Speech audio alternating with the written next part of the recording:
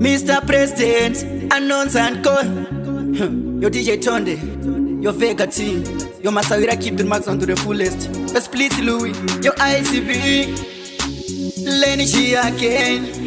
Musa Gaire, IC Finaro, Chimbo Mire Kuita Siri Pritika, Maguda Gusaisa Guchuka General. Mr. President, okay, me no fear bad man people, so every day people wanna follow me. Me no fear bad man people, so every day people wanna follow me. Chapi, sungata ndat shute, masupa, ma whisky, ma bale, makuva anotura, aripopa tepo, akana tata kwa chombo chinja malefo, atidiva no suwa kana taya kumafaro, mumoyo mangu makazara ne mufaro, antiriwe mpaiperi kunge King Faro, pasinga ndisive ntini mambo faro, anondichaka vando touya kuno, mafaro acho akawandisa kuno, ona tumakoso twandinatko kuno, tije vano vakudango mairo pulo, kiri kufara kunge muna wina loto, mavanzi oti ngoma iro polato, angoma rachari kufira kunge moto, ona skrima kova kwaitwa nehoto.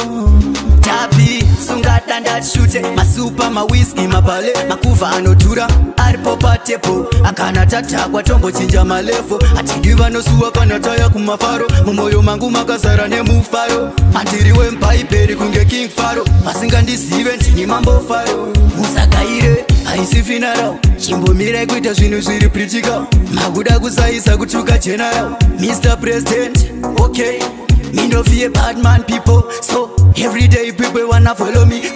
Me no fear bad man people, so every day people wanna follow me. Chapi, sungata ndat shute, masupa, ma whisky, ma bale, makuva anotura, aripopa tepo, akana tata kwa chombo chinja malefo, atidiva no suwa kana taya kumafaro, mumoyo mangu makazara ne mufaro, antiriwe mpaiperi kunge King Faro, pasinga ndisive ntini mambo faro, anondichaka vando touya kuno, mafaro acho akawandisa kuno, ona tumakoso twandinatko kuno, tije vano vakudango mairo pulo, kiri kufara kunge muna wina loto, mavanzi oti ngoma iro polato, angoma rachari kufira kunge moto, ona skrima kova kwaitwa nehoto.